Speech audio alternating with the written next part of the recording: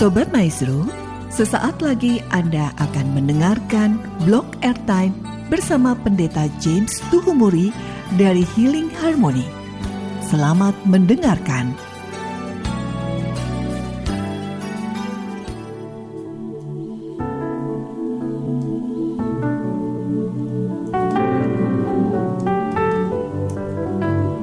Shalom, selamat malam Bapak Ibu Saudara yang terkasih di dalam Tuhan Yesus Kristus. Saya percaya kita semua ada di dalam perlindungan Tuhan yang sempurna. Malam hari ini bersama Healing Harmony Singers, kita mau sama-sama memuji dan meninggikan Tuhan, bersyukur untuk segala kebaikan-Nya. Malam hari ini, apapun musim yang sedang saudara hadapi, percaya bahwa waktu Tuhan itu yang terbaik bagi setiap kita. Terima kasih Tuhan. Kami percaya Tuhan tidak pernah meninggalkan kami.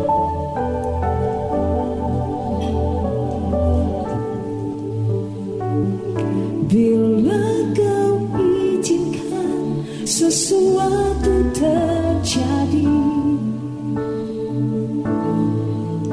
ku percaya semua untuk kebaikanku.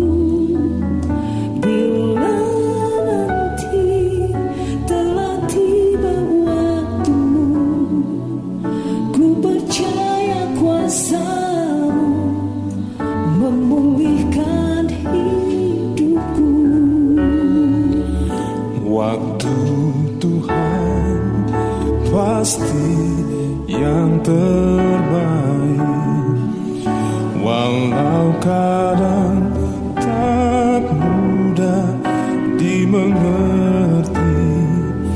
Lewati cobaan, ku tetap percaya waktu Tuhan selalu yang terbaik. Mari sama-sama naikkan pujian. Bila Kau izinkan sesuatu terjadi, ku percaya semua untuk kebaikanku. Bila nanti telah tiba waktumu, ku percaya kuasa-Mu memulihkan hidupku. Dengan iman katakan, waktu Tuhan pasti yang terbaik, walau kadang tak mudah dimengerti. Lewati cobaan, ku tetap percaya waktu Tuhan pasti yang terbaik. Waktu Tuhan pasti yang terbaik, walau kadang tak mudah dimengerti. Lewati cobaan, ku tetap percaya waktu Tuhan pasti yang terbaik. Malam hari ini kami percaya Tuhan, waktu Tuhan pasti yang terbaik,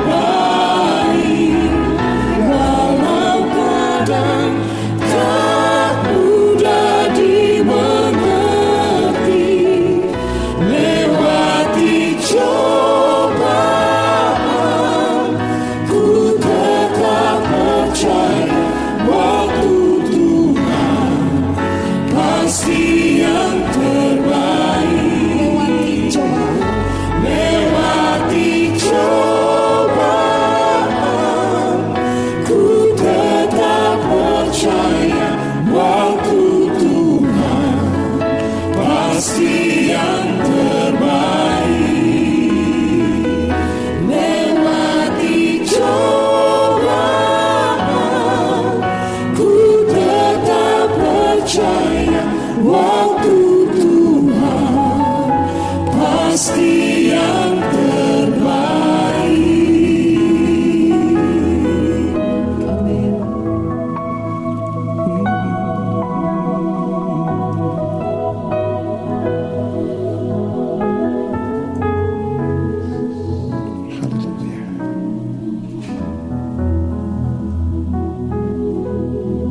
Waktu Tuhan adalah yang terbaik. Demikian pujian yang baru saja kami Healing Harmony sajikan di ruang dengar saudara. Dan memang benar bahwa waktu Tuhan adalah yang terbaik dalam setiap kehidupan kita.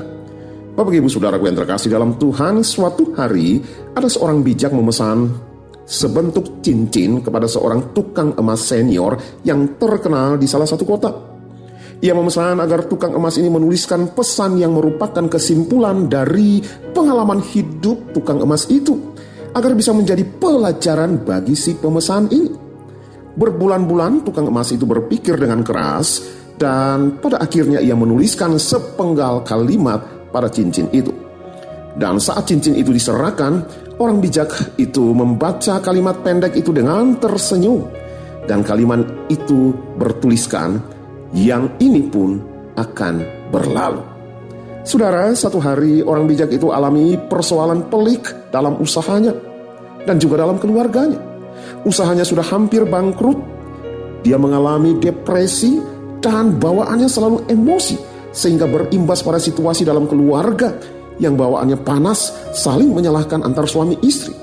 Anak-anak yang mendengar itu memilih tidak tinggal di rumah, dan situasi di rumah semakin kacau.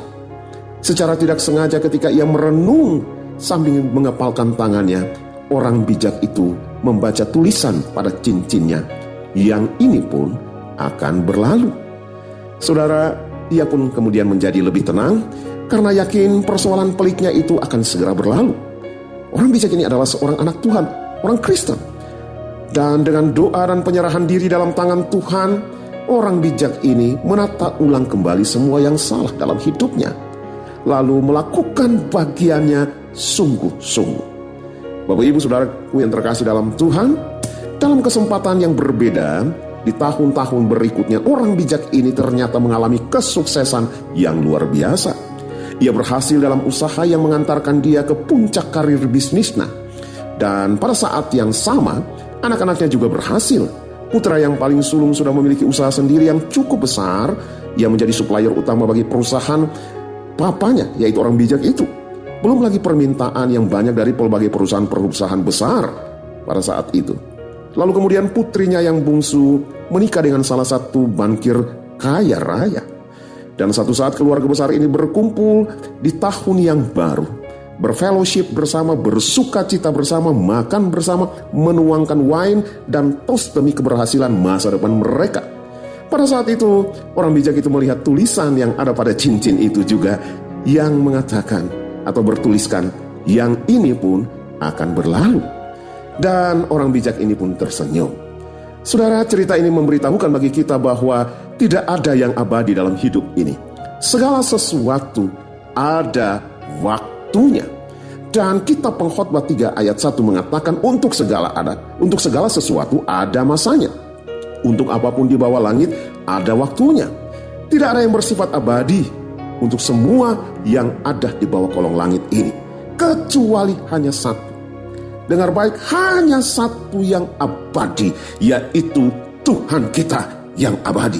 Kekudusannya abadi, kebesarannya abadi, kemahakuasaannya abadi, kebaikannya abadi, penyertaannya abadi, kasihnya abadi, dan kasih setianya abadi. Haleluya. Saya percaya setiap saudara yang hari ini mendengar program ini, kita berada sampai dengan hari ini bukan oleh karena kita kuat, bukan oleh karena kita sehat, bukan oleh karena kita mampu, tetapi saudara dan saya ada sampai saat ini oleh karena kasih setia Tuhan, oleh karena tuntunan dan penyertaannya yang sempurna dalam hidup kita. saudara yang telah mengalami kasih setia, tuntunan dan pertolongan serta penyertaan Tuhan hari lepas hari. Mari, angkat hatimu kepada Tuhan bersama dengan Healing Harmony Singers. Nikmati dan alamilah kehadiran Tuhan di ruang dengar saudara. Haleluya.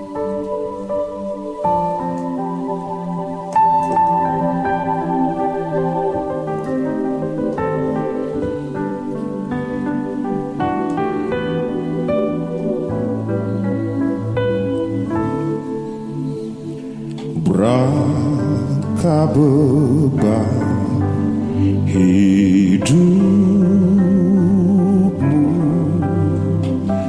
dalam dunia gelap. Oh, rindukah jiwamu kan perhentian tetap. Kenal kau kan Yesus, kenal kau teman, kasihnya abadi, tak berubah hingga akhir zaman. Kenal kau kan Yesus, kenal kau teman, kasihnya abadi, tak berubah hingga akhir zaman. Kasihnya abadi, tak berubah hingga akhir zaman.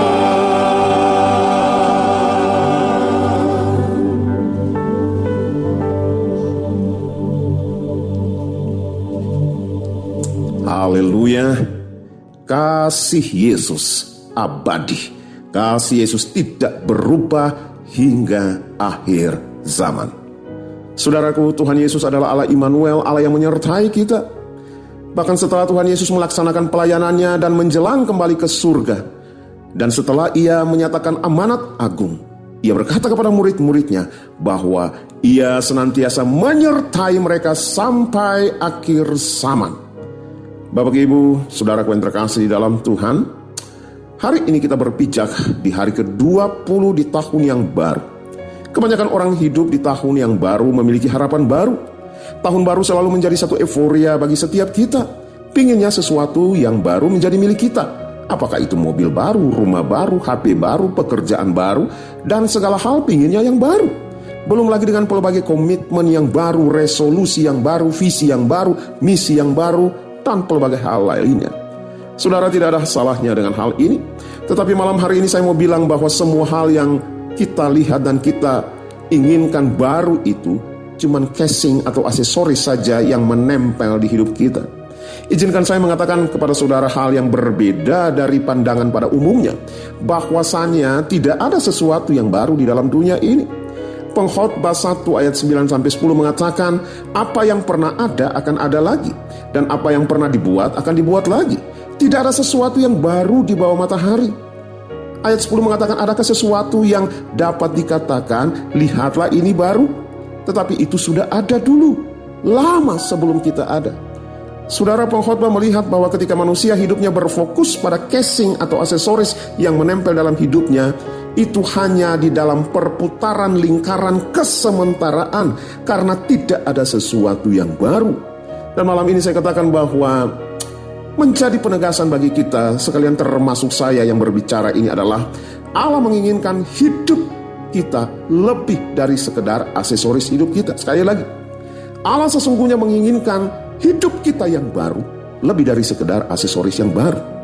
Allah jauh menginginkan kehidupan yang baru dibanding dengan segala sesuatu yang hebat yang melekat dalam kehidupan saudara. Kalau kita membicarakan sesuatu yang disebut baru, semisal karya baru, penemuan baru, termasuk tahun yang masih baru ini, dan sebagainya, hal itu sebenarnya tidak lebih dari simbol manusia di dalam kesementaraannya.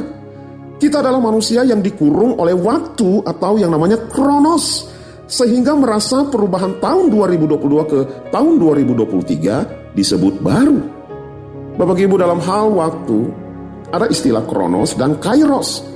Kronos hanyalah perputaran waktu semata, atau lebih jelas dengan kata lain dikatakan kronologis. Sedangkan kairos adalah waktu di mana Tuhan turut serta dalam setiap kronologi dan histori hidup kita. Jadi hari-hari kita hanyalah kronos jika tidak ada penyertaan Tuhan. Untuk itu yang paling penting dari hidup kita adalah kairos, yakni pengabdian kita kepada Tuhan setiap waktu. Bahwasannya setiap waktu-waktu yang kita lewati, Tuhan menginginkan adalah sebuah perjumpaan dengan Dia. Perjumpaan dengan Tuhan setiap waktu, itulah kairos. Perjumpaan dengan Tuhan harus selalu baru dalam pengertian setiap hari kita harus mengalaminya. Karena apa? Karena perjumpaan dengan Tuhan akan bisa memperbaharui hidup kita. Perjumpaan dengan Tuhan akan memperbaharui hati kita. Perjumpaan dengan Tuhan akan membaharui kasih setia kita kepada Allah dan orang-orang yang ada di sekitar kita. Perjumpaan dengan Tuhan setiap hari akan memperbaharui cara pandang kita terhadap setiap tantangan dan masalah hidup yang terjadi. Sehingga hari-hari yang kita lalui adalah hari-hari yang penuh kemenangan bersama dengan Tuhan. Haleluya. Bapak Ibu, kalau saudara perhatikan hamba Tuhan yang namanya Musa. Musa tidak mau melepaskan pimpinan Tuhan sedikit pun dari hidupnya. Walaupun setiap saat ia telah melihat tangan Tuhan yang kuat, kuasa Tuhan yang kuat melalui setiap hari-hari kehidupan bangsa Israel. Ia telah berbicara dengan Tuhan muka dengan muka. Tetapi untuk menuju tanah perjanjian, Musa berkata kepada Tuhan, kalau engkau tidak besertaku, kami tidak mau jalan. Kalau engkau tidak besertaku, aku tidak akan bisa memimpin umat yang besar ini. Bapak Ibu Saudaraku yang terkasih dalam Tuhan, pernyataan Musa ini kiranya menjadi sebuah pelajaran penting bagi kita di tahun yang baru ini.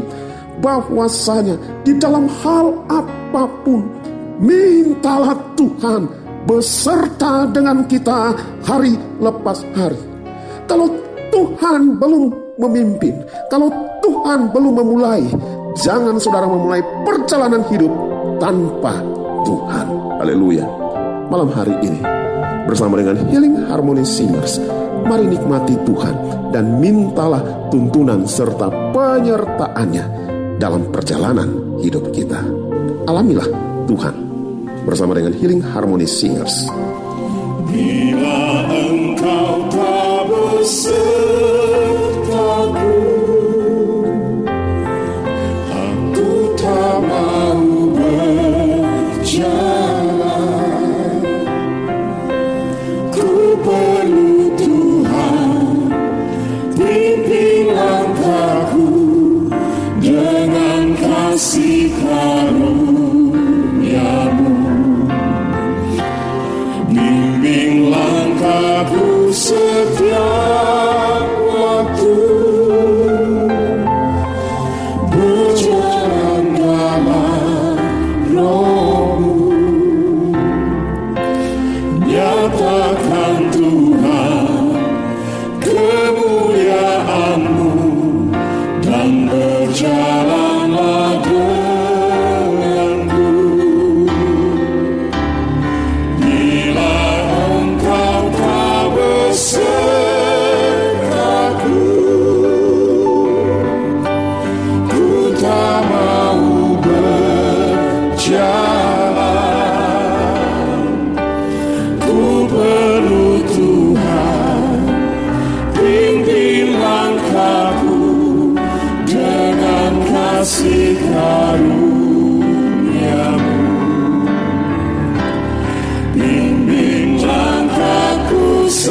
setiap waktu berjalan dalam Roh-Mu, nyatakan Tuhan kemuliaan-Mu, dan berjalanlah denganku. Katakan, nyatakan Tuhan. Nyatakan Tuhan kemuliaan-Mu, dan berjalanlah denganku.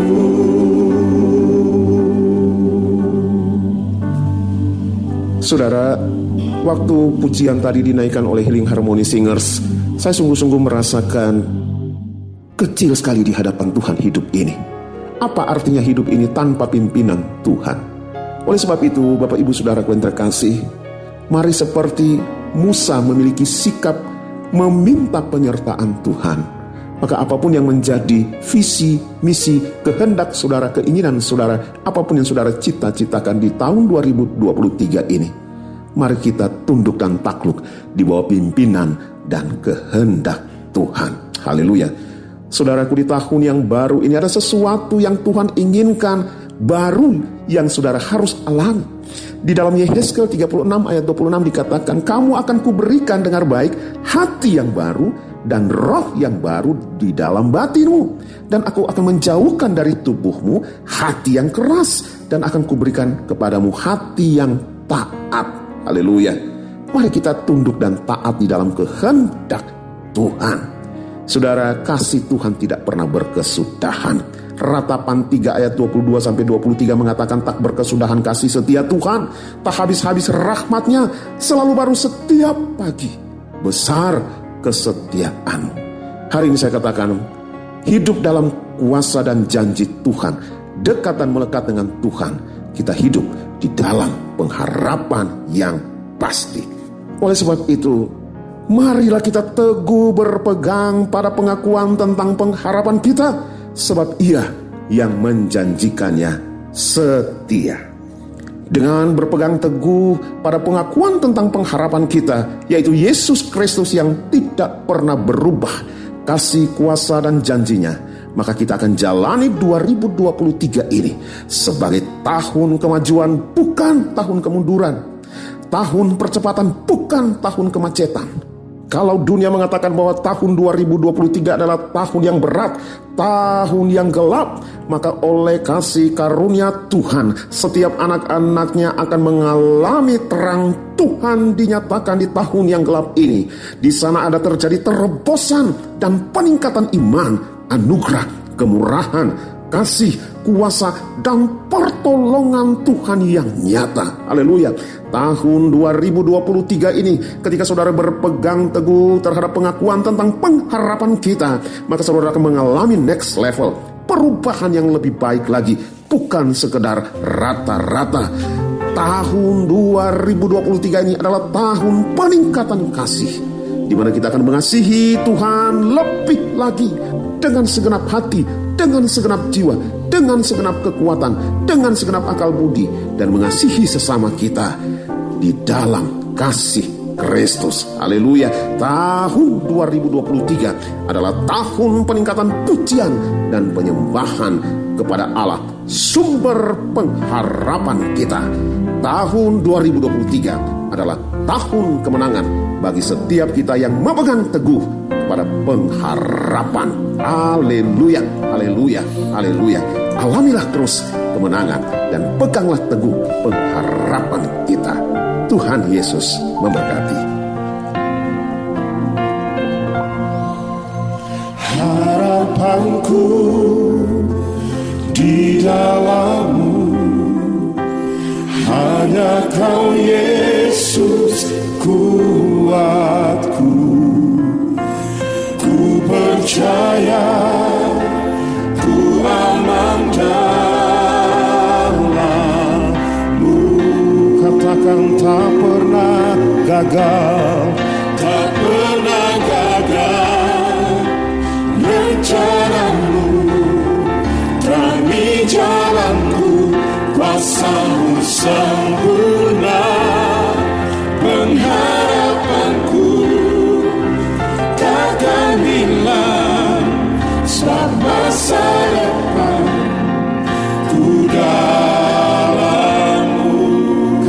Tuhan harapanku di dalam-Mu, hanya Kau Yesus kuatku. Ku percaya ku aman dalam-Mu. Ku percaya, haleluya. Ku percaya ku aman dalam-Mu.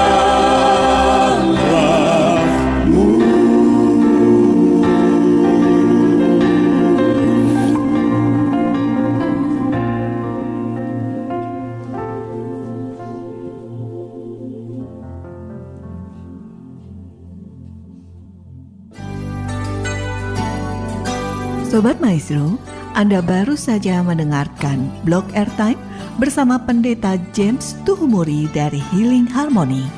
Bila Anda membutuhkan informasi dan pelayanan lebih lanjut, hubungi call center Healing Harmony di nomor 0811 205 1705.